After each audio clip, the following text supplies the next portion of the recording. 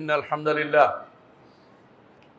نحمده ونستعينه ونستغفره ونعوذ بالله من شرور أنفسنا ومن سيئات أعمالنا من يهده الله فلا مضل له ومن يضلل فلا هادي له وأشهد أن لا إله إلا الله وحده لا شريك له وأشهد أن محمدا عبده ورسوله يا أيها الناس اتقوا ربكم الذي خلقكم من نفس واحدة وخلق منها زوجها وبث منهما رجالا كثيرا ونساء واتقوا الله الذي تساءلون به والأرحام إن الله كان عليكم رقيبا يا أيها الذين آمنوا اتقوا الله حق تقاته ولا تموتن إلا وأنتم مسلمون يا أيها الذين آمنوا اتقوا الله وقولوا قولا سديدا يصلح لكم أعمالكم ويغفر لكم ذنوبكم ومن يطع الله ورسوله فقد فاز فوزا عظيما أما بعد فإن أصدق الحديث كتاب الله وخير الهدي هدي محمد صلى الله عليه وسلم وشر الأمور محدثاتها وكل محدثة بدعة وكل بدعة ضلالة وكل ضلالة في النار أيها الناس اتقوا الله فإن التقوى ملاك الحسنات واعلموا أن الله عز وجل أمركم بالتحلي بالتقوى والنبي صلى الله عليه وسلم كان يأمرنا أن نتحلى بالتقوى والتقوى وصية للأولين والآخرين সম্মানিত মুসলিয়ান ইকরাম, আমি আমার নিজেকে আপনাদেরকে আল্লাহ তাকওয়া অবলম্বন করার জানাচ্ছি। আল্লাহ যেন আমাদের তাকওয়া বর্ধিত করে। আর তাকওয়ার অর্থই হচ্ছে এমন কিছু রাখা যা আল্লাহর আযাব থেকে আমাদেরকে বাঁচাতে পারবে। আল্লাহর আযাবের মাঝখানে এমন কিছু রাখা যা আল্লাহর আযাব থেকে আমাদেরকে বাঁচাতে পারবে। আর তা একমাত্র আল্লাহ সম্পর্কে আকীদা বিশুদ্ধ, আল্লাহ দিন সম্পর্কে, আল্লাহ দিনকে বিশুদ্ধ দিন প্রতিপালন করে আল্লাহর সাথে সাক্ষাৎ করা হচ্ছে তাকওয়ার মূল দাবি। যে ব্যক্তি আল্লাহকে ভালোবাসে, আল্লাহর কথা শুনে সে চলে। যে ব্যক্তি আল্লাহর কথা শুনে সে চলবে, আখিরাতে আল্লাহ তাকে জান্নাত দিয়ে ধন্য করবে। সুতরাং প্রতিটি কাজে, কথায়, বিশ্বাসে, কর্মকাণ্ডে আমাদেরকে আল্লাহকে ভয় করা উচিত। সম্মানিত মুসলিয়ান ইকরাম, আমরা আলোচনা করছিলাম একজন মুসলিমকে যা জানতে হবে। আমরা এখনো ইমানিয়াতের মধ্যে রয়েছি। ইমানের 6টি রুকনের মধ্যে আমরা পঞ্চম রুকন আলোচনা করছিলাম, আখিরাতের উপর ঈমান। আখিরাতের উপর ঈমানের 3টি অংশ আমরা বলেছি আলোচনা করব। প্রথমে হচ্ছে আখিরাত সংগঠিত হওয়ার আগের অংশ, দ্বিতীয় অংশ হচ্ছে আখিরাত সংগঠিত হলে কি হবে, তৃতীয় অংশ হচ্ছে জান্নাত জাহান্নাম যখন মানুষ যাবে সেখানে কে কি পাবে সেটা নিয়ে আলোচনা ইনশাআল্লাহ আমরা করব। প্রথমে আলোচনা করছিলাম ঈমান বিল আখিরাতের প্রথম অংশ, অর্থাৎ যে অংশটুকু কিয়ামতের আগে হবে সেই বিষয় নিয়ে আলোচনা করছিলাম। এর মধ্যে আমরা মৃত্যু নিয়ে আলোচনা সমাপ্ত করেছি। মৃত্যু হচ্ছে কিয়ামতের প্রথম ধাপ। তারপর আমরা আলোচনা করছিলাম যে কিয়ামত সংগঠিত হওয়ার যে সমস্ত আলামত আছে তা নিয়ে। অনেক দিন পার হওয়ার কারণে, মাঝখানে অন্যান্য আলোচনা আসার কারণে হয়তো আমরা ভুলে গেছি। আমরা বলেছিলাম আপনাদেরকে কিয়ামতের আলামতগুলো 3 ভাগে বিভক্ত। কিছু আলামত এমন আছে যা রাসূলুল্লাহ সাল্লাল্লাহু আলাইহি ওয়াসাল্লাম যেভাবে বলেছেন, কোরআনে কারীমে যেভাবে বলা হয়েছে সেভাবে এসেছে এবং চলে গেছে। কিয়ামতের কিছু আলামত এসেছে এবং চলে গেছে। আমরা এর মধ্যে প্রায় 10-11টি আলোচনা করেছি। এর মধ্যে বিখ্যাত কয়েকটি হচ্ছে মুহাম্মদুর রাসূলুল্লাহ সাল্লাল্লাহু আলাইহি ওয়াসাল্লামের আগমন এবং মুহাম্মদুর রাসূলুল্লাহ সাল্লাল্লাহু আলাইহি ওয়াসাল্লামের মৃত্যু, এবং আরও হচ্ছে তাউন আমওয়াস বা বাইতুল মাকদিস। এইগুলি সবই আমরা আলোচনা করেছি গত খুতবাতে। আজকে আমরা আলোচনা করব এমন সব কিয়ামতের আলামত সমূহ যেগুলো আসছে এবং চলছে, যেগুলো এসেছে এবং চলছে। কিয়ামতের আলামত এসে গেছে এবং চলছে, এগুলি নিয়ে আজকে ইনশাআল্লাহ আলোচনা করব। এবং যদি সময় হয় ইনশাআল্লাহ আলোচনা করব যেগুলো এখনো আসেনি, সেগুলো নিয়ে আলোচনা সূত্রপাত করতে পারবো ইনশাআল্লাহ। আমরা জানি যে যেগুলো আসছে এবং চলছে এগুলো অনেক বেশি, আর যেগুলো আসেনি এবং সেগুলো আসবে সেগুলো 2 প্রকার। সেগুলোর মধ্যে একটি হচ্ছে ছোট আলামত, আরেকটি হচ্ছে বড় আলামত। ছোট আলামতগুলো অনেকগুলো এখনো আসেনি, বড় আলামতগুলির কোনোটা এখনো আসেনি। ছোট বড় আলামতগুলো একটার মাঝখানে অন্যটা আসতে পারে, কিন্তু যেগুলো কিছু আলামত আছে যেগুলো বড় আলামতের আগেই হবে, অর্থাৎ বড় আলামতগুলো আসার আগেই কিছু ছোট আলামত আছে যেগুলো এখনো আসেনি।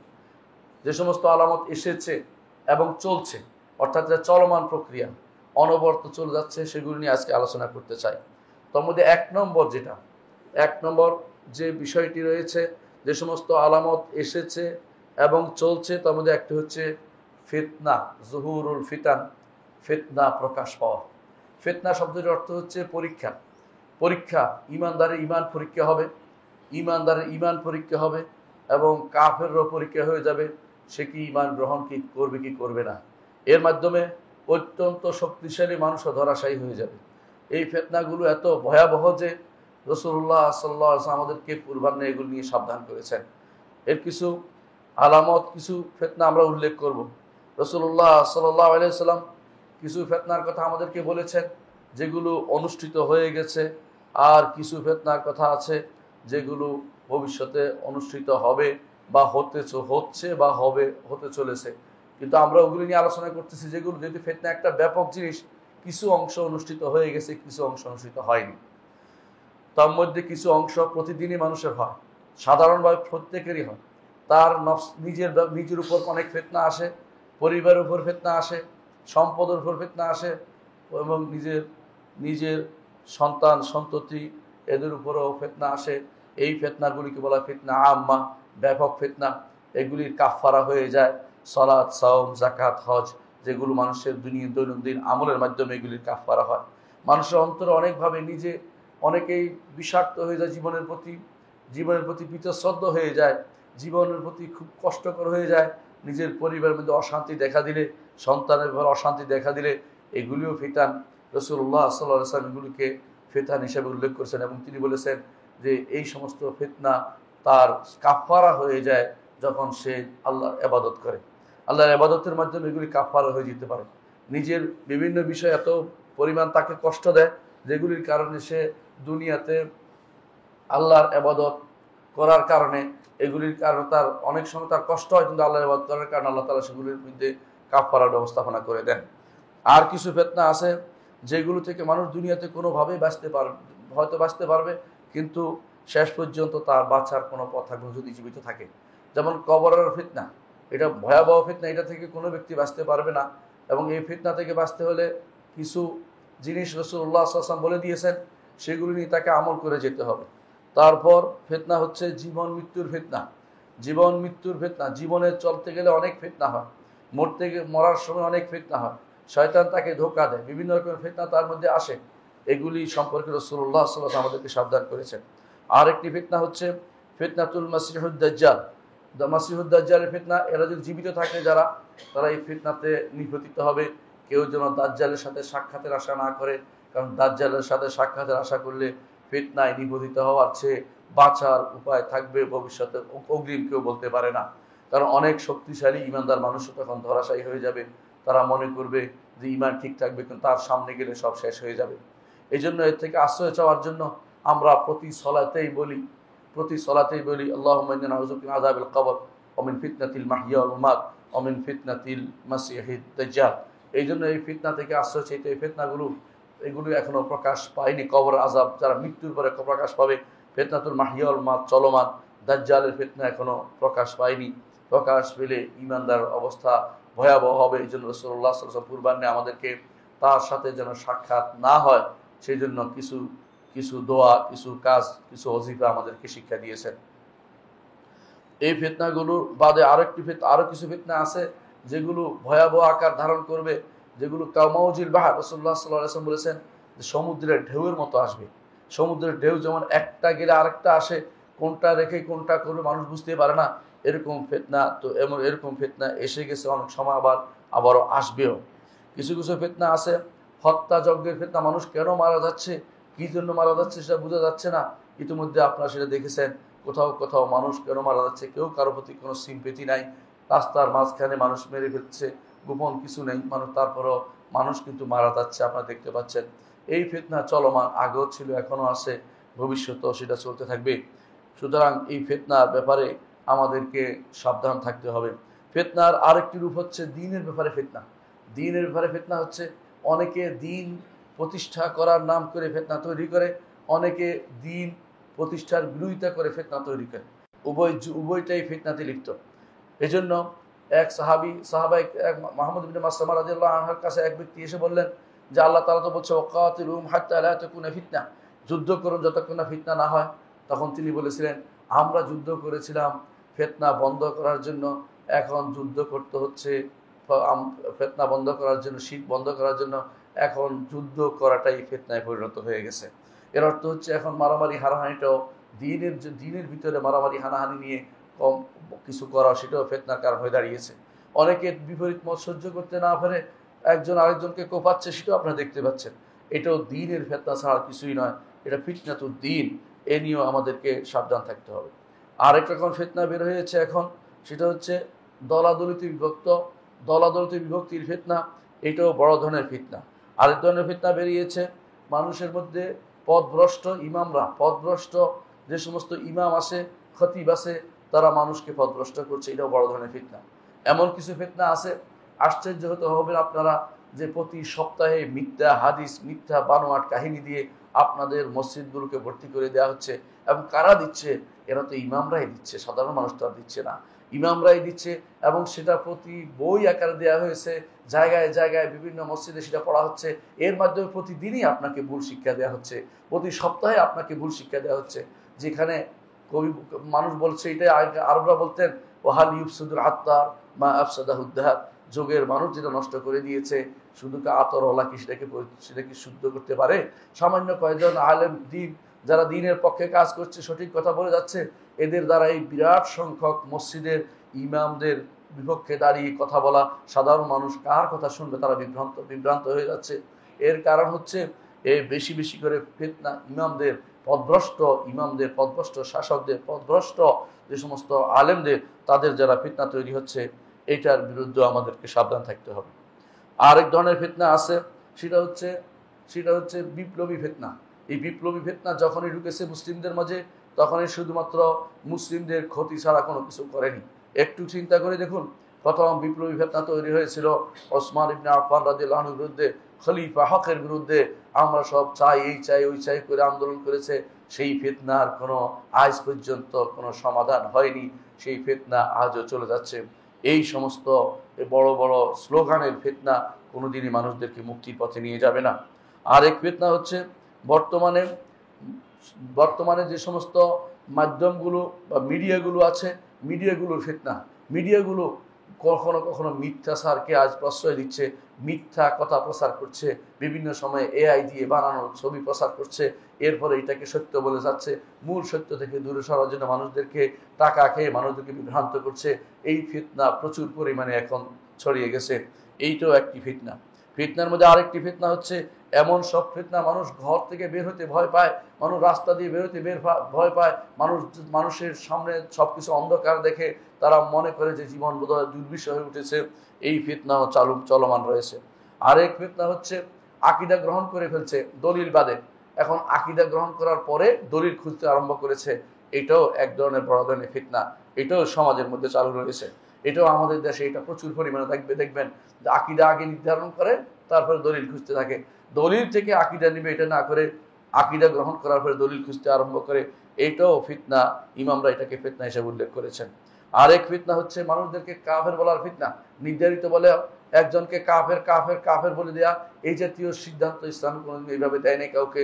শুধুমাত্র কিছু লোককে দিয়েছে, যাদেরকে সারা এই দৃষ্টিকোণ থেকে যাদের ক্ষমতা আছে, তারা শুধুমাত্র বিচারের মাধ্যমে, আলোচনার মাধ্যমে তারপর কাফের বলতে পারে। কিন্তু ব্যাপক কথা বলতে পারে, যে ব্যক্তি এই কথা বলবে সে কাফের বলতে পারে। নির্ধারিত একটা ব্যক্তিকে তাকফির করার ক্ষেত্রে ইসলাম অনেক সাবধানতা অবলম্বন করেছে। সেই ফিতনা এখনো চলমান রয়েছে। আরেকটি ফিতনা হচ্ছে মানুষের মধ্যে ভালো মন্দর যে একটা মানদণ্ড ছিল, সেটা পরিবর্তন হয়ে গেছে। মানুষ এখন ভালোকে মন্দকে ভালো বলা আরম্ভ করে দিয়েছে। কেউ গানের বিরুদ্ধে বলে, তখন অনেকের মনে সেটা বলে যে শিল্প সংস্কৃতি বন্ধ করে দিচ্ছে। এবং এই জাতীয় অনেকগুলো জিনিস আছে যেটা মানুষ পরিবর্তন করে দিয়েছে মানদণ্ড। এটা হচ্ছে জহুরুল ফিতনার আরেকটি রূপ।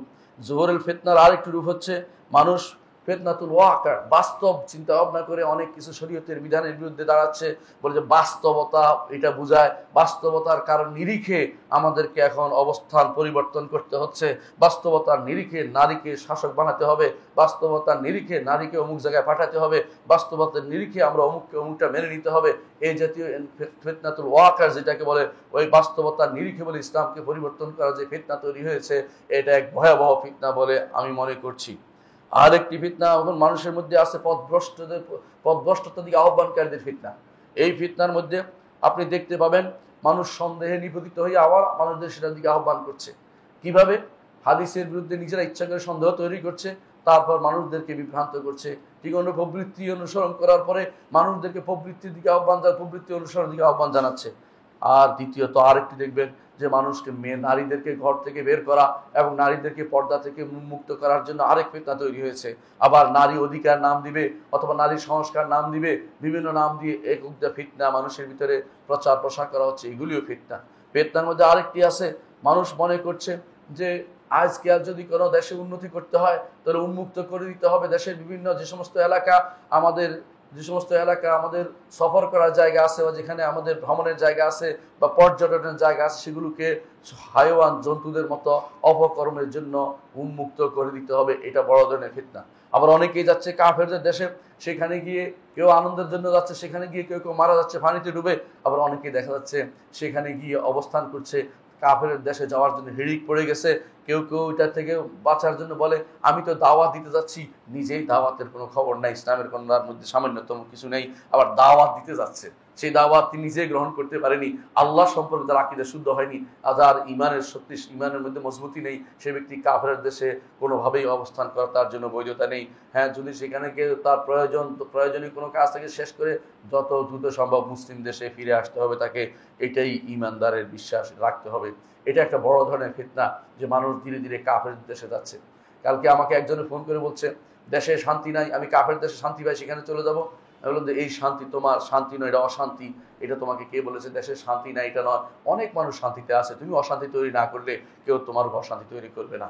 নিজের উপর নিজে অশান্তি তৈরি করে আবার নিজের শান্তি নেই করে কাফের দেশে অবস্থান করা, এটা ইসলামী শরীয়ত অনুমোদিত বিষয় নয়, কোনোদিন হতে পারে না। সেটা নিজের দেশকে অশান্ত করে আরেক দেশকে গিয়ে নিজের শান্তিতে বসবাস করা, এটা ইমানদারের কাজ হতে পারে না। আরেকটি ফিতনা হচ্ছে তথাকথিত ফুটবলের ফিতনা, তথাকথিত ক্রিকেটের ফিতনা। এটা ভয়াবহ রকমের ফিতনা, মানুষদেরকে এক দাজ্জাল মুখী করে রাখছে। এটা এক ধরনের দুনিয়ার দাজ্জাল, সেই দাজ্জাল না, বড় দাজ্জালে বলছি না, কিন্তু মানুষকে বিভ্রান্ত করছে। সারা দুনিয়া সব কিছু বাদ দিয়ে মানুষ ওই ফুটবলের কোথায় কি হয়েছে ওইটা নিয়ে টেনশনে আছে, ওইটা নিয়ে ব্যস্ত আছে। কেউ কেউ হয়তো জামাত ছেড়ে দিচ্ছে, জামাতে যাচ্ছে না, কেউ আজানের খবর রাখছে না, কারণ এই বছরের পর বছর ধরে তারা এই শয়তান যে আবিষ্কার করেছে তাদের পিছনে ফুটবলের ফিতনা আর তথাকথিত ক্রিকেটের ফিতনা বা খেলাধুলার ফিতনার মধ্যে মানুষকে নিমজ্জিত করে রেখেছে।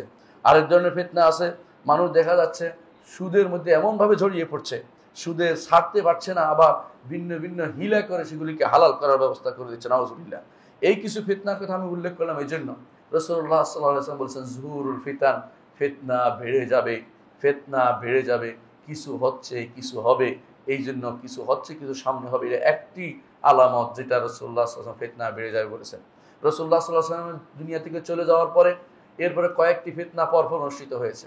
এর মধ্যে রাসূলুল্লাহ সাল্লাল্লাহু আলাইহি ওয়াসাল্লাম বলেছেন পূর্ব দিকে ফিতনা হবে, পূর্ব দিকে ফিতনা হবে। সেই ফিতনার প্রথম বলি হচ্ছেন হুসাইন ইবনে আলী রাদিয়াল্লাহু আনহু। তাকে আমরা সবাই জানি যে তিনি কারবালাতে মারা গিয়েছিলেন। সে কারবালাতে যিনি শহীদ হয়েছেন হুসাইন ইবনে আলী রাদিয়াল্লাহু আনহু, সেটা পূর্ব দিকে ছিল এবং সেই জন্য সেই ফিতনা একটি বড় ধরনের ফিতনা। আজ পর্যন্ত মুসলিম উম্মাহ এই ফিতনার কারণে দুইটি ভাগে ভাগ হয়ে গেছে। এর চেয়ে বড় ফিতনা কি হতে পারে? ফিতনার মধ্যে আরেকটি হচ্ছে ওসমান ইবনে আফফান রাদিয়াল্লাহু আনহু হত্যা, যেটা এর আগে অনুষ্ঠিত হয়েছিল। রাসূলুল্লাহ সাল্লাল্লাহু আলাইহি ওয়াসাল্লাম ভবিষ্যৎ আগেই বলছিলেন যে এই ফিতনাটি অনুষ্ঠিত হবে। ওসমান ইবনে আফফান রাদিয়াল্লাহু আনহুকে তিনি স্বপ্নে দেখিয়ে বলেছিলেন যে আমি তোমাকে একটি কাপড় পরানো হয়েছে, এই কাপড় তুমি খুলে ফেলবে না, অর্থাৎ তুমি খেলাফতের দায়িত্ব থেকে কখনো চ্যুত হবে না। কারণ এই এদের দ্বারা এই যারা স্লোগান দিতে দিতে এসেছে এদের কোনো ভালো মানুষ ছিল না, এদের মধ্যে কোনো সাহাবী ছিল না, এরা ছিল দূর দূরান্তের বিভিন্ন প্রান্তরের বিভিন্ন সাধারণ যে সমস্ত মানুষ দিন বুঝে না এই সমস্ত বেদুইনরা শুধুমাত্র ওসমান ইবনে আফফান রাদিয়াল্লাহু আনহুর বিরুদ্ধে এই ফিতনা তৈরি করেছিল। আর একটি ফিতনা হচ্ছে জামালের ফিতনা, উটের যুদ্ধের ফিতনা। সেটা বড় ধরনের ফিতনা, যার মধ্যে হাজার হাজার সাহাবী দুনিয়া থেকে চলে গেছে। এর মধ্যে আরেকটি ফিতনা হচ্ছে সিফিনের ফিতনা, সেটাও আমরা জানি। তার মধ্যে থেকে অনেকেই এখন জামাল এবং সিফিন নিয়ে বক্তব্য দিয়ে নিজে ইমানকে নষ্ট করছে। এটাও ফিতনা, কারণ এটা দিয়ে ইমান পরীক্ষা হয়। আরেকটি ফিতনা হচ্ছে খাওয়ারিজদের বের হওয়ার ফিতনা, যার বিরুদ্ধে আলী ইবনে আবি তালিব রাদিয়াল্লাহু আনহু যুদ্ধ করেছেন। এই ফিতনাও মানুষের মধ্যে প্রচুর পরিমাণে প্রকাশ পেয়েছে। আজও এই ফিতনার আগুনে আমরা জ্বলে পড়ে মরছি। খাওয়ারিজরা আজ বিভিন্ন জায়গাতে সোচ্চার রয়েছে। একই পদ্ধতিতে তারা ইমানের কথা বলে, কিন্তু তারা ফিতনার কাজ করে। ইমানের কথা বলে, তাদের মুখ দিয়ে সবসময় দেখবেন কোরআনের বাণী বের হচ্ছে, কিন্তু সে কোরআনের বাণী তাদের কণ্ঠনালী ভেদ করে ভিতরে প্রবেশ করে না, শুধু বাইরেই থাকে। এটাও বড় ধরনের ফিতনা। আর একটি ফিতনা হচ্ছে মদিনার উপরে যে সময় যুদ্ধ হয়েছিল, হাররার যুদ্ধ, সেটাও একটি ফিতনা। আর একটি ফিতনা হচ্ছে যে খালকুল কোরআন, যে ইমাম আহমদ ইবনে হাম্বলের সময় কোরআনকে সৃষ্ট বলা, এটা বড় ধরনের ফিতনা। যেই ফিতনার মধ্যে হাজার হাজার আলেমকে অপমান করা হয়েছে, অনেক মানুষকে হত্যা করা হয়েছে, জেলে পুরানো হয়েছে। ইমাম আহমদ ইবনে হাম্বল পর্বত সম সে সাহসিকতা নিয়ে তার বিরুদ্ধে একা দাঁড়িয়েছিলেন। এই জন্য তাকে মর্দে মুজাহিদ তাকে বলা হয়, এবং ইমাম আহলে সুন্নাহ তাকে বলা হয়, যিনি এই ফিতনার বিরুদ্ধে দাঁড়িয়েছিলেন। খালকুল কোরআন বা কোরআন সৃষ্ট বলার ফিতনা। বর্তমানে কোরআন সৃষ্ট কারা বলে? বর্তমানে কোরআন সৃষ্ট বলে খারেজিরা, বর্তমানে কোরআন সৃষ্ট বলে শিয়ারা, বর্তমান কোরআন সৃষ্ট বলে এরকম তাদের দ্বারা প্রভাবিত অনেকেই কোরআনকে এখনো সৃষ্ট বলে। এই ফিতনা শেষ হয়ে যায়নি, এই ফিতনা চলছে। আরেকটি ফিতনা হচ্ছে মানুষ পূর্ববর্তী জাতিদের অনুসরণ করে চলা। এটা কিছুদিন আগেও ছিল, এখনো চলছে, সেটা ভবিষ্যতে আবার চলতে আরো বেশি হবে না এমন কোনো নিশ্চয়তা আমরা দিতে পারছি না। একটি আলামতের কথাই আমরা বললাম, তা হচ্ছে ফিতনা প্রকাশ পাবে, এবং সেই ফিতনা কত রকম সেটার কিছু ধারণা আপনাদেরকে আমি দিতে চেষ্টা করেছি। দ্বিতীয় যে আলামতটি কিয়ামতের আগে অনুষ্ঠিত হবে, রাসূলুল্লাহ সাল্লাল্লাহু আলাইহি ওয়াসাল্লাম বলেছেন, এবং কিয়ামতের আগে অনুষ্ঠিত হবে বলেছেন, তার মধ্যে একটি হচ্ছে সম্পদ বেড়ে যাওয়া, এবং মানুষ অনেকেই সম্পদ থেকে নিজেকে, অর্থাৎ সদকা থেকে নিজেকে বিমুক্ত ঘোষণা করা। অনেকেই যাকাত নিবে না, অন্য কিছু নিবে, কিন্তু সুদ খাবে, কিন্তু যাকাত নিবে না, অবস্থা তৈরি হওয়া। বর্তমানে সম্পদ বেড়ে গেছে, কোনো সন্দেহ নাই। দ্বিতীয় অংশ হয়তো আরো পরে আসবে। কিছু অংশ অবশ্যই আমরা দেখতে পাচ্ছি যে কিছু অংশ সেটা চালু হয়ে গেছে, অর্থাৎ সম্পদ বেড়ে যাওয়া একটি ফিতনা, প্রচুর পরিমাণে সম্পদের লেনদেন হওয়া। আমরা এখন যত কোটি টাকা চিন্তা করি, অনেক সময় কোটি টাকার মানুষের পুরা দেশের বাজার থাকতে কোটি টাকা, এখন হয়ে গেছে কোটি টাকা কোনো মানুষের কাছে কিছুই না। সম্পদের যে মানুষের কাছে যে বেড়ে গেছে, কারো কাছে স্বর্ণের যে মানুষের কাছে স্বর্ণের যে জমাট স্বর্ণ আছে, যেটা চিন্তা করতে পারবেন না। হয়তো আগেকার দিনে কোনো রাষ্ট্রের জন্য এতটুকু সম্পদ ছিল না। সম্পদ বেড়ে গেছে। সম্পদ বেড়ে যাওয়া কিয়ামতের একটি আলামত, যা বাড়ছে, আরো বাড়তেই থাকবে, ভবিষ্যতে আরো ভয়াবহ আকার ধারণ করবে। তৃতীয় আরেকটি হচ্ছে যারা নবুয়তের দাবিদার প্রকাশ পাওয়া, নবুয়তের দাবিদারদের প্রকাশ পেয়েছে এবং পাচ্ছে, ভবিষ্যতেও পাবে, বন্ধ হয়ে যায়নি। সর্বশেষ দাজ্জাল হবে। রাসূলুল্লাহ সাল্লাল্লাহু আলাইহি ওয়াসাল্লাম বলেছেন যে মিথ্যা দাবিদার হবে, সে হচ্ছে মাসিহুদ দাজ্জাল। এর আগ পর্যন্ত এটা চলমান থাকবে, এবং সেটা শুরু হয়েছিল প্রথম মুসাইলামা কাজ্জাব আল আসাদ আল আনাসি থেকে, এবং সেটা ধীরে ধীরে আজও চলমান আছে, এবং ভবিষ্যতেও সেই নবুয়তের দাবিদারদের প্রকাশ পাওয়া এখনো চলছে, ভবিষ্যতেও চলবে। এই বিষয়টি আমরা সবাই জানি যে মাঝে মধ্যে কয়েকদিন পর পরে শুনি অমুক খানের নবুয়তের দাবিদার বেড়েছে, অমুক খান নবুয়তের দাবিদার বেড়েছে। এমনকি এই যে কাদিয়ানি, সেও তো আসছে নবুয়তের দাবি নিয়ে। অনুরূপভাবে ইউরোপে একদল দাঁড়িয়েছে যে আমরা ইউরোপিয়ান নবী চাই, আফ্রিকাতে একজন দাঁড়িয়েছে আফ্রিকান নবী চাই, ইন্ডিয়ান লোক দাঁড়িয়ে গেছে আমাদের কাদিয়ানি হচ্ছে আমাদের ইন্ডিয়ান নবী। দেশে দেশে নবী, মানে নিজেদের মনে যা চায় সেটা অনুসরণ করে চলেছে। রাসূলুল্লাহ সাল্লাল্লাহু আলাইহি ওয়াসাল্লাম আমাদেরকে কুরবানে বলেছেন যে 30 জনের বেশি নবুয়তের দাবিদার বের হবে। আমরা দেখতে পাই 30-এর অনেক বেশি এখন। তো 30 জনের কথা রাসূল কেন বললেন? 30 জন এমন হবে যাদের শওকাত থাকবে, যাদের পিছনে অনেক মানুষ একত্রিত হবে, যাদের কথা মানুষ শুনবে, এরকম 30 জন হবে। এর বাইরে অনেকেই হঠাৎ করে বের হবে, আবার বন্ধ হবে, সেটা উদ্দেশ্য রাসূলুল্লাহ সাল্লাল্লাহু আলাইহি ওয়াসাল্লাম নেননি। সুতরাং 30-এর কথা রাসূলুল্লাহ সাল্লাল্লাহু আলাইহি ওয়াসাল্লাম অর্থ হচ্ছে যে 30 জন ভয়াবহ নবুয়তের দাবিদার থাকবে, যারা তাদের পিছু লোকদেরকে একত্র করতে সমর্থ হবে। চতুর্থ যে আলামতটি রাসূলুল্লাহ সাল্লাল্লাহু আলাইহি ওয়াসাল্লাম বলেছেন, নিরাপত্তা প্রকাশ পাবে। নিরাপত্তা আছে, নিরাপত্তা অনেক জায়গাতে এমন নিরাপত্তা আছে যে সারা রাত ধরে আপনি হাঁটতে পারবেন, কেউ আপনার পকেটে হাত দিবে না, সেরকম কোনো জায়গা হচ্ছে। সুতরাং কোথাও কোথাও এই এই কিয়ামতের আলামতটি প্রতিষ্ঠিত হয়েছে, কোথাও হয়নি, কোথাও হবে, কোথাও হবে না, এইভাবে চলমান থাকবে। এবং শেষ পর্যন্ত এইটা যখন ঈসা আলাইহিস সালাতু ওয়াস সালাম ক্ষমতায় আসবেন, তখন সেটা সারা দুনিয়াতে সবচেয়ে বেশি নিরাপত্তা বিরাজ করবে। অর্থাৎ এই আলামতটি চলছে এবং চলতে থাকবে। আর একটি আলামত হচ্ছে অনারবদের সাথে যুদ্ধ হবে, অর্থাৎ কাফেরদের সাথে যুদ্ধ হবে। এই আলামতটি চালু আগে থেকে শুরু হয়েছে এবং চলমান আছে, এটাও বন্ধ হয়নি। পঞ্চম যে আলামতটি সেটা হচ্ছে আমানত ধ্বংস হওয়া। অনেকের কাছে আমানতকে এখন গনিমত মনে করা হচ্ছে, আমানত পেলে সেটা কীভাবে মেরে দেওয়া হচ্ছে চিন্তা করে। অনেকে সেটা আমানতকে বড় ফাঁপিয়ে তোলে, অনেকে আমানতকে আবার নিজে ইনভেস্ট করে ফেলে। এই জাতীয় আমানত আপনারা দেখছেন আমানত ধ্বংস হচ্ছে। আমানত ধ্বংস হওয়া কিয়ামতের একটি আলামত, যেটা চলছে এবং যেটা সামনেও চলবে। সপ্তম যে আলামতটি তা হচ্ছে এলেম উঠে যাওয়া এবং মূর্খতা প্রকাশ পাওয়া। এলেম উঠে গেছে এখন, যদি বিশ্বাস করেন। আরব দেশের ওলামা যারা চলে গেছে, শেখুল আলবানী রহমতুল্লাহ আলাইহি চলে গেছেন, শেখ মুকবিল রহমতুল্লাহ আলাইহি চলে গেছেন, শেখ ইবনে বাজ, শেখ উসাইমিন এবং আরও অনেক সমস্ত মাশায়েখ কিরাম আছে, তারা যখন দুনিয়া থেকে চলে গেছেন তখনই আমরা বুঝেছি এলেমের অবস্থা কি হয়েছে। এখন অনেকেই না জেনে ফতোয়া দিচ্ছে। আর আমার দেশে না জেনে নয়, নিজে মুফতি সেজে বসেছে। রাসূলুল্লাহ সাল্লাল্লাহু আলাইহি ওয়াসাল্লাম এটা আমাদেরকে আগেই বলেছেন যে ফাদাল্লু আদাল্লু, নিজেও পথভ্রষ্ট হবে, অন্যদেরকে পথভ্রষ্ট হবে। অনেকে ফতোয়া দিচ্ছেন নির্দ্বিধায়, চা দোকানে বসেই ফতোয়া দিয়ে বসছেন। অনেকে নির্দ্বিধায় ফতোয়া দিচ্ছেন, মনে হয় দিন সম্পর্কে কত কিছু জানেন, অথচ তিনি সূরা ফাতিহা শুদ্ধ করে পড়তে পারেন না, তিনি কোরআন আয়াতের অর্থ করতে পারেন না, কিন্তু তিনি এই রাষ্ট্রীয় বিরাট কাজে তিনি ফতোয়া দিয়ে বসছেন। এটা জায়েজ কিনা না জায়েজ, এটা জায়েজ ফতোয়া দিচ্ছেন অথবা কোনোটাকে হারাম ফতোয়া দিচ্ছেন, অথচ তিনি এই ব্যাপারে অজ্ঞ। এটাই হচ্ছে কিয়ামতের একটি আলামত। কিয়ামতের আরেকটি অষ্টম আলামত হচ্ছে পুলিশ বেড়ে যাওয়া এবং জালেমের তাদের সহযোগী শক্তি বেড়ে যাওয়া। বর্তমানে আগেও আপনারা দেখতে পাচ্ছেন এক এক সময় এটা বাড়ে, এক এক সময় কমে। অর্থাৎ পুলিশের যে বাড়তি হওয়া, এটা রাসূলুল্লাহ সাল্লাল্লাহু আলাইহি ওয়াসাল্লাম কিয়ামতের আলামত বলে আমাদেরকে জানিয়েছেন। কারণ একটা সময় ছিল পুলিশ লাগতো না, মুহাম্মদ রাসূলুল্লাহ সাল্লাল্লাহু আলাইহি ওয়াসাল্লামের রাজত্বে পুলিশি ব্যবস্থা ছিল না, আবু বকর ওমরের রাজত্বে পুলিশি ব্যবস্থা ছিল না, খেলাফতের রাজত্বে এত পুলিশি ব্যবস্থা ছিল না। তারপর যখন মানুষরা পরিবর্তন হয়ে গেছে, শাসকরা জুলুম করতে আরম্ভ করছে, তখন তারা পুলিশি ব্যবস্থাকে গুরুত্বের সাথে নিয়েছে, পাহারাদার বসিয়েছে। কেউ ঢুকতে গেলে তাকে 10 ঘাট পাড়িয়ে তারপর তার কাছে ঢুকতে পারে, যাতে পরীক্ষা হয় তার শরীরে কোনো অস্ত্র আছে কিনা সেটা বন্ধ করার জন্য। এর অর্থ হচ্ছে পুলিশি ব্যবস্থা এটা হয় কখন, যখন মানুষ নিজে জালেম হয়, শাসকরা জালেম হয় এবং মানুষরা নিজেরা জুলুমকারী হয়, তখন পুলিশি ব্যবস্থা রাখতে হয়। এটা হচ্ছে কিয়ামতের একটি আলামত যে পুলিশ বেড়ে যাবে, কোথাও বাড়বে কোথাও কমবে, এটা চলমান থাকবে, এটা বন্ধ হবে না। নবম আলামত হচ্ছে বেবিচার বেড়ে যাওয়া। বেবিচার বেড়ে যাওয়া কিভাবে বাড়ছে আপনারা বুঝতে পারেন। সরকারিভাবে তাদেরকে প্যাট্রোনাইজ করা হচ্ছে, পয়সা দেওয়া হচ্ছে।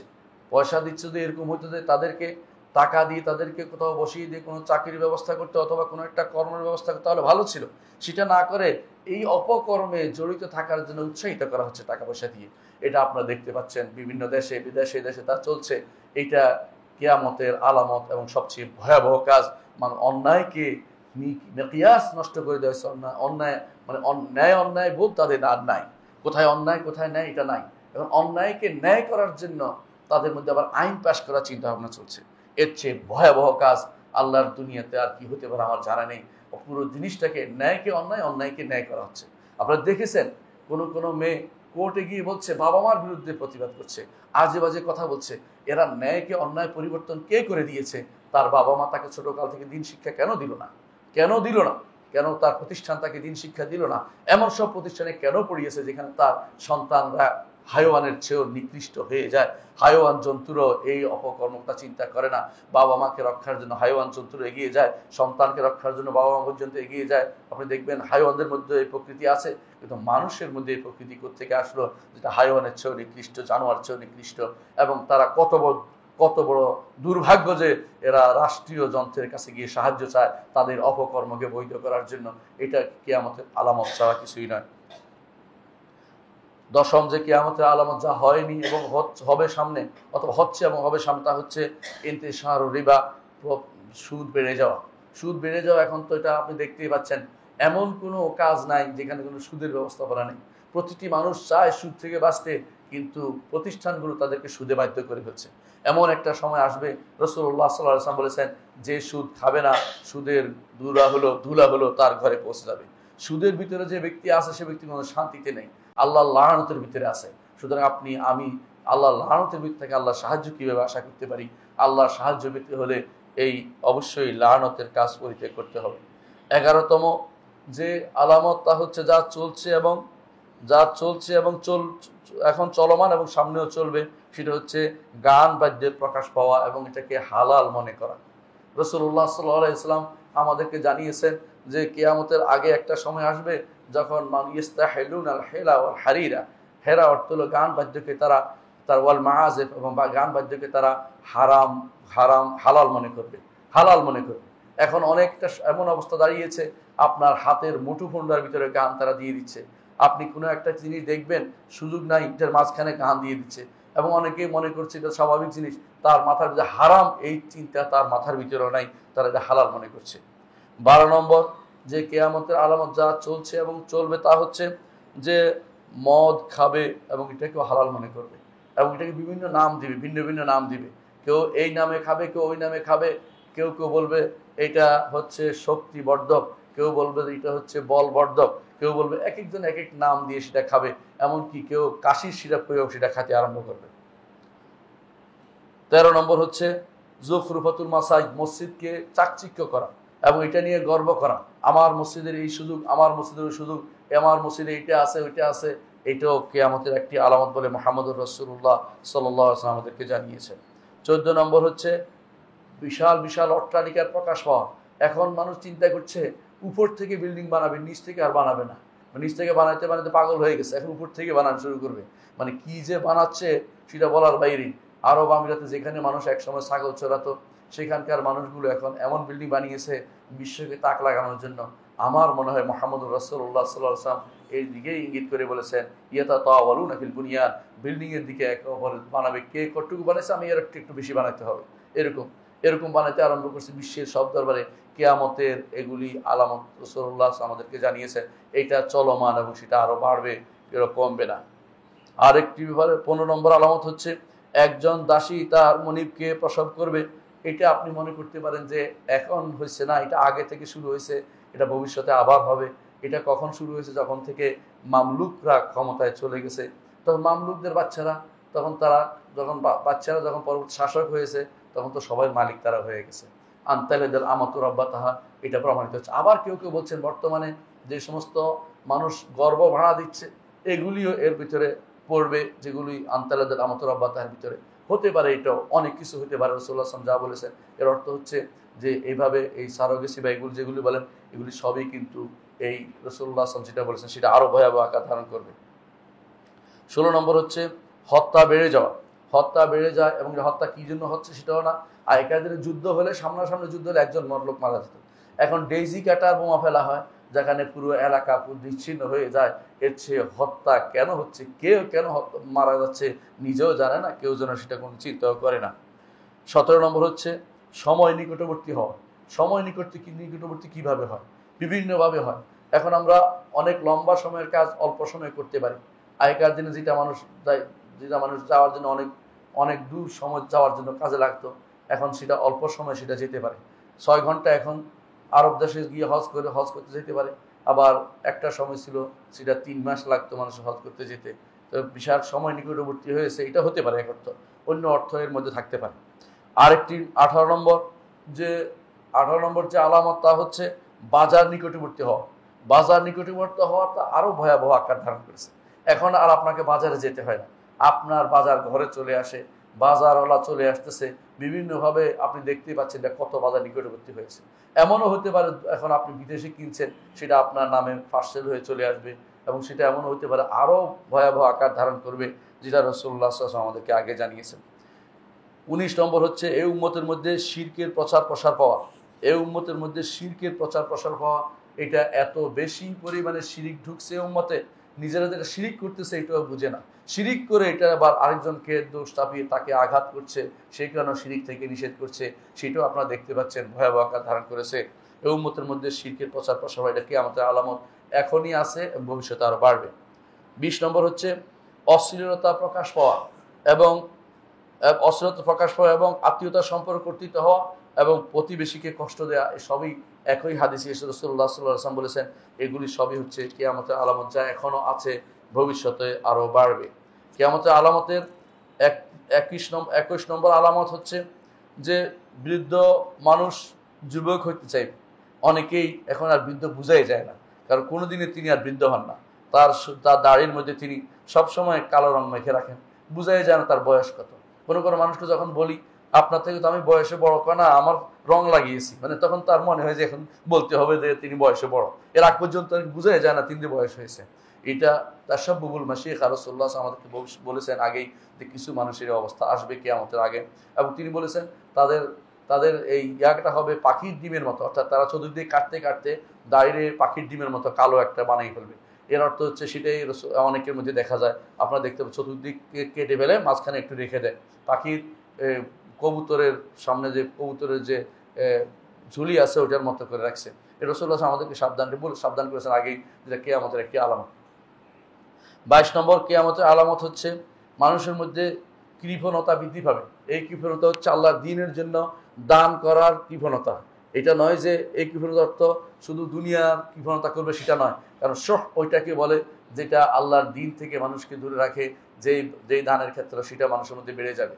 এখন দেখবেন অনেকেই নিজের হারামের জন্য সে অকাতরে দান করে, কিন্তু যখন দ্বীনের জন্য দান করে বা আখিরাতের জন্য দান করবে, ওই টাকাটা দিবে যে টাকাটা কেউ নিবে না অথবা ছিঁড়ে গেছে, এটা শুধুমাত্র সে দান করতে চাইবে। কিন্তু এটাও কিয়ামতের একটি আলামত।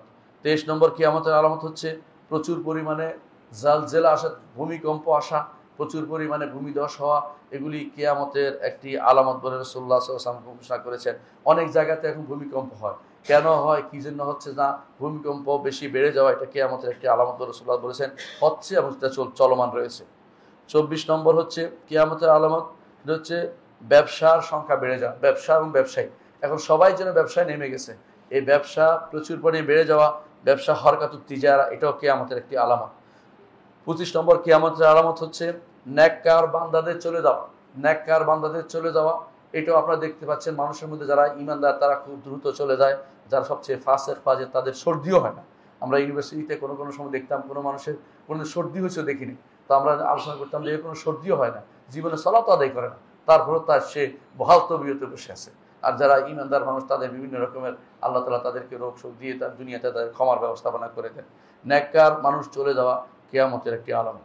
26 নম্বর হচ্ছে নিচু লোকেরা উপরে ওঠা। রাসূলুল্লাহ সাল্লাল্লাহু আলাইহি ওয়াসাল্লাম বলেছেন কিয়ামত কায়েম হবে না যতক্ষণ পর্যন্ত লুকা ইবনে লুকা অর্থাৎ একেবারে নিকৃষ্ট লোকেরা ক্ষমতার অধিপতি না হবে, এবং তিনি বলেছেন যে ব্যাপক কাজে রুয়াইবেদারা কথা বলবে, যারা কথা বলার অধিকার নাই তারাও রাষ্ট্রীয়ভাবে কথা বলে, যারা কিছুই বুঝে না তারা রাষ্ট্র চালাবে কি দিয়ে, অমুক দেশের কোনো থিওরি দিয়ে নিজের মন মতো একটা থিওরি বানিয়ে রাষ্ট্র চালানোর ব্যবস্থা করে মানুষদেরকে সেদিকে নিয়ে যাচ্ছে, এগুলি কিয়ামতের একটি আলামত, যেগুলি এখন আছে, ভবিষ্যতে আরও বাড়বে। 27 নম্বর হচ্ছে যে মানুষের কাছে কিয়ামতের আলামত একটি আলামত হচ্ছে মানুষ শুধু পরিচিতির জন্য সালাম দিবে, সালাম দিলে বলবে তুমি চিনো নাকি আমাকে, সালাম দিছে কোনো উদ্দেশ্য আছে, কেন সালাম দিল, এটা রাসূলুল্লাহ সাল্লাল্লাহু আলাইহি ওয়াসাল্লাম আমাদেরকে জানিয়েছেন, এটা কিয়ামতের একটি আলামত। এখন অনেকে আপনি সালাম দিলে বলবো যে নিচ্ছে কি কিছু বলবেন নাকি, সালাম তো সুন্নাহ হিসেবে দিয়েছে সে, কিন্তু সালাম দেয়া তার কাছে এখন হয়ে গেছে চিনলে শুধু সালাম দিবে, সালাম দিবে না, সালাম দিলে বলবে নিশ্চয়ই আমাকে চিনে, না চিনলে কেন চিনো নাকি, দেখা হয়েছে নাকি, এই জাতীয় এগুলি কিয়ামতের আলামত রাসূলুল্লাহ আমাদেরকে জানিয়েছে। 28 নম্বর হচ্ছে এলেম অর্জন করবে, দ্বীনি এলেম অর্জন করবে এমন লোকদের কাছে যারা বাগাড়ম্বর করে বেড়াবে, যারা ঠিকমতো দ্বীন বুঝে নেয়, শরীয়ত বুঝে নেয়, আকীদা তাদের কাছে পরিশুদ্ধ না, ওদের কাছে অনেকেই দ্বীন খুঁজে বেড়াবে যারা বড় বড় কথা বলবে, যারা কিয়ামত কায়েম করে ফেলবে, এরকম এরকম লোকদের কাছে তারা অনেক সময় দেখবেন যে দিন খুঁজে ব্যস্ত আছে। যারা মিথ্যা কথা বলতে অভ্যস্ত, যারা বিভিন্ন রকমের কথা বলে, কেউ কেউ তো এটাও বলে আমি এত এত রাষ্ট্র সফর করেছি, তাদের দেখবেন যে মিথ্যা কথা বলে দুনিয়া উড়িয়ে দিচ্ছে। ওই সমস্ত লোকদের কাছে কেউ এলেম অর্জন করতে গেছে, তাদের ওয়াজ শুনতে গেছে, এগুলি সবই হচ্ছে ছোটদের কাছে এলেম অর্জন করতে যাওয়া কিয়ামতের একটি আলামত। 29 নম্বর হচ্ছে এমন কাসিয়াত আরিয়াত, পরিধান করা আছে কোন কোন নারী, কিন্তু সে আসলে পরিধান করা নাই, উলঙ্গ, এরকম নারীদের অভাব নাই। রাসূলুল্লাহ সাল্লাল্লাহু আলাইহি ওয়াসাল্লাম বলেছেন আমি আমার উম্মতের মধ্যে সিনফান উম্মতিলাম আরাহুমা, দুই গোষ্ঠী আমি এখনো দেখতে পাই নাই। এক গোষ্ঠী বের হবে যারা পরিধান করেছে নারী কিন্তু আসলে পরিধান করেনি, অর্থাৎ কাপড় পরেছে আকর্ষণ বাড়ানোর জন্য, কারণ ল্যাংটা মানুষ দেখতে ঘৃণা লাগবে, এই জন্য কাপড় একটু পরে আরো স্বল্প বসনা পরে আর একটু আকর্ষণ বাড়ানোর জন্য করছে। এরা হচ্ছে সবচেয়ে নিকৃষ্টতম জীব। বর্তমানে বিভিন্ন এই সময় এই যারা ইয়ার পোশাক ফ্যাশন শো করে, বেশিরভাগই এই জাতীয় এই ভয়াবহ এই গুনার মধ্যে লিপ্ত রয়েছে এবং অনেকেই সেটা করে যাচ্ছে। এটাকে কেউ যেন চোখেও দেখে না, বলেও না, এটা যে হারাম সেটা বলা উচিত। এই সমস্ত নারীরা কি কোনো ব্যক্তির ছেলে নয়, কোনো ব্যক্তির মেয়ে নয়, পুরুষরা কি কোনো ব্যক্তির ছেলে নয় যারা এই অপকর্মগুলি করে যাচ্ছে? নারী পুরুষ উভয়ে যেন উলঙ্গ হওয়ার প্রতিযোগিতায় নেমেছে, উলঙ্গ হওয়ার প্রতিযোগিতা নেমেছে। এটার নাম দিচ্ছে শিল্প, এটার নাম দিচ্ছে কোনো কোনো যারা উলঙ্গ নারীদেরকে নাম দিচ্ছে স্টার। এটা কোন ধরনের স্টার? এটা তো বোস্টার, এটা তো শেষ করে দেয়া জাতিকে, এর দিয়ে মানুষকে ক্ষতিগ্রস্ত করা ছাড়া কোনো কিছুই নয়। এই জাতীয় জিনিস বেড়ে যাবে বলে রাসূলুল্লাহ সাল্লাল্লাহু আলাইহি ওয়াসাল্লাম পূর্বে জানিয়েছেন। কাসিয়াত আরিয়াত, এরা পরিধান করবে কিন্তু তারা উলঙ্গ থাকবে, এটাই রাসূলুল্লাহ আমাদেরকে বলেছেন। 30 নম্বর হচ্ছে লেখা বই বেড়ে যাবে।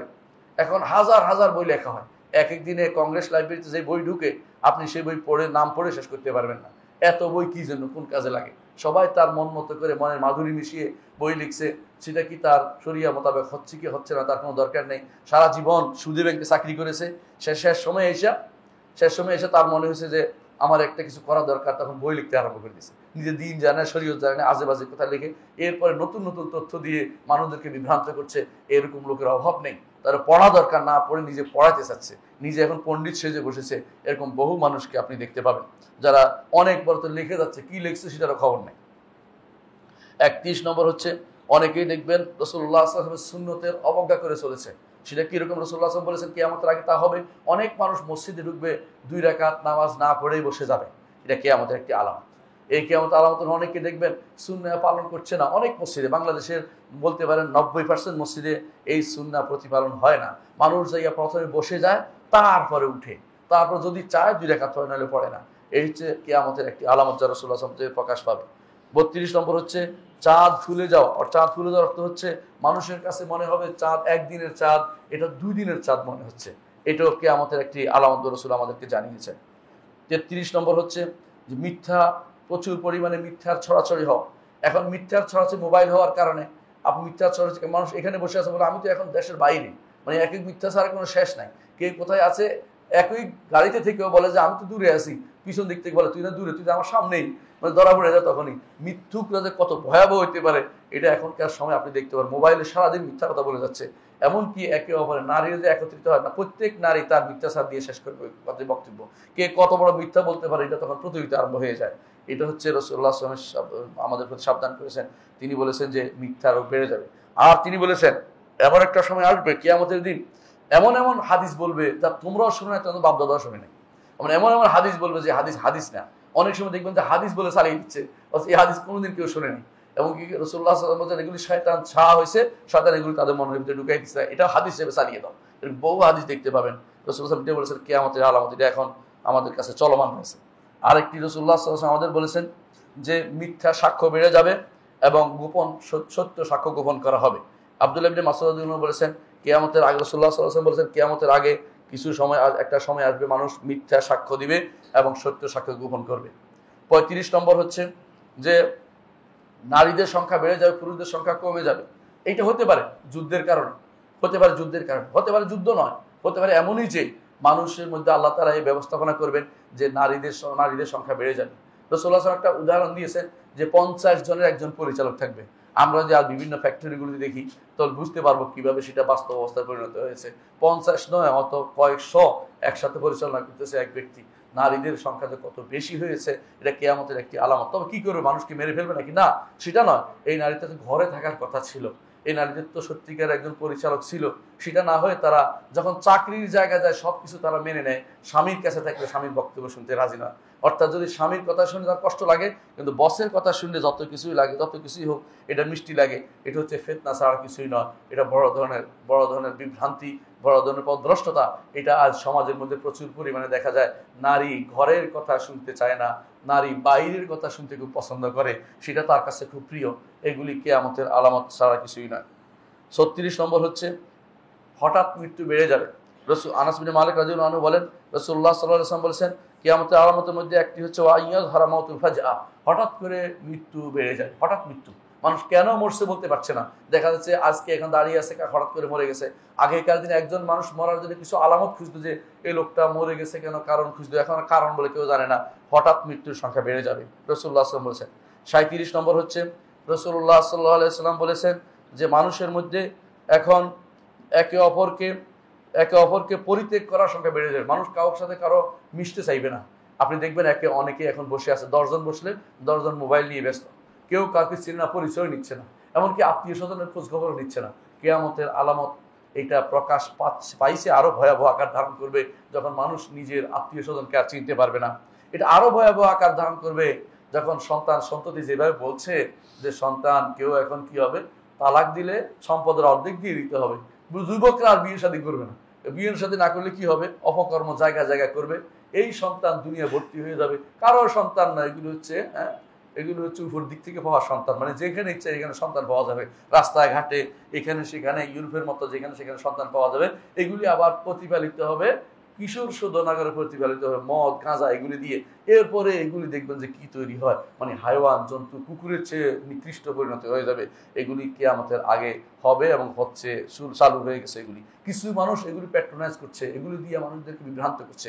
এগুলি নাকি উন্নয়ন, এগুলো উন্নয়ন না, এগুলি কি মানুষকে বিভ্রান্তকরণ ছাড়া কিছুই না। 38 নম্বর হচ্ছে যে মানুষের মধ্যে মানদণ্ড মানুষের মধ্যে নষ্ট হয়ে যাবে। সানাওয়াত খাদ্দা রাসূলুল্লাহ সাল্লাল্লাহু আলাইহি ওয়াসাল্লাম বলেছেন যে এমন কিছু বছর আসবে যেগুলি মানুষকে ধোঁকা দিবে। ধোঁকাবাজ কিছু বছর আসবে। ধোঁকাবাজ বছর হচ্ছে এটা, যে মানুষকে ন্যাক কাজ, সৎ কাজের কথা বললে বলবে যে তুমি আমাকে ফোর্স করছো, অন্যায় কাজের কথা বললে বলছে তুমি আমাকে হক কথাটা বলছো। মানে উল্টে গেছে সবকিছু। মানে ন্যাক কাজ, মসজিদে আসতে বললে একসময় হয়তো আপনাকে বলবে আপনি আমাকে বলার কে, এমনও বলে ফেলবে হয়তো। এর অর্থ হচ্ছে এগুলি হচ্ছে আপনার মিজান নষ্ট হয়ে গেছে, মানুষের বিবেকের যে ধারণা মানুষের নষ্ট হয়ে গেছে, বিবেকের মানুষের যে চিন্তা চেতনা নষ্ট হয়ে গেছে সবকিছু। 39 নম্বর হচ্ছে যে মানুষরা কি করবে, পাশ্চাত্যের অনুসরণ করবে। রাসূলুল্লাহ সাল্লাল্লাহু আলাইহি ওয়াসাল্লাম বলেছেন যে তোমরা অবশ্যই অনুসরণ করো তোমার পূর্ববর্তীদের। ইউরোপ আমেরিকাকে অনুসরণ করে চলেছে, আজ কাফেরদের অনুসরণ করেছে, আহলে কিতাব তথাকথিত আহলে কিতাব এদের অনুসরণ করে চলেছে। ভালো মন্দ কোনো বিচার না করে তারা যা বলছে সবই তাদের কাছে ভালো লাগে।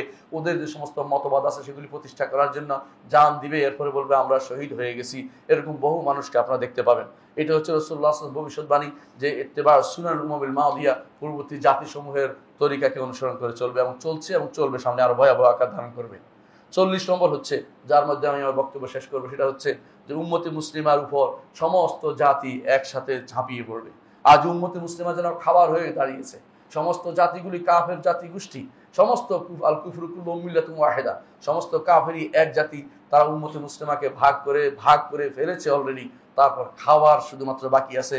খাবার জন্য এক এক এলাকাকে বিভিন্নভাবে অস্ত্র বিক্রি করে অথবা আক্রমণ করে আজ মুসলিমদেরকে কষ্ট দেওয়া হচ্ছে। সেটার অবস্থা সিরিয়াতে আপনারা দেখতে পাচ্ছেন, ইরাকে দেখতে পেয়েছেন, ইয়েমেনে দেখতে পেয়েছেন, অন্যান্য জায়গায় দেখতে পেয়েছেন কিভাবে আমাদের মুসলিম জাতিকে, উম্মতকে তারা বিভক্ত করেছে এবং নষ্ট করে দিচ্ছে এবং আক্রমণ করে দিচ্ছে। এজন্য তাদের ভয়াবহ পরিকল্পনার অংশ, যার মাধ্যমে তারা মুসলিম জাতিকে নিঃশেষ করে দিতে চায়। কিন্তু আল্লাহ তাআলা তার দ্বীনকে পরিপূর্ণ করবেন। এই 40টি কথা আমি বললাম, 40টি আলামত আমি বলেছি, যেগুলো এখন চলছে এবং যেগুলো চলমান রয়েছে এবং এরপরে আসবে। এমন সব আলামত যেগুলো এখনো আসে নাই, আসবে। এই নিয়ে ইনশাআল্লাহ আগামী খুতবা আপনাদের সাথে বিস্তারিত আলোচনা হবে। আকুলু কাওলি হাযা ওয়া আস্তাগফিরুল্লাহ লি ওয়া লাকুম ওয়া লিসাইরিল মুসলিমিন ফাস্তাগফিরু ইন্নাহু হুয়াল গাফুরুর রাহিম।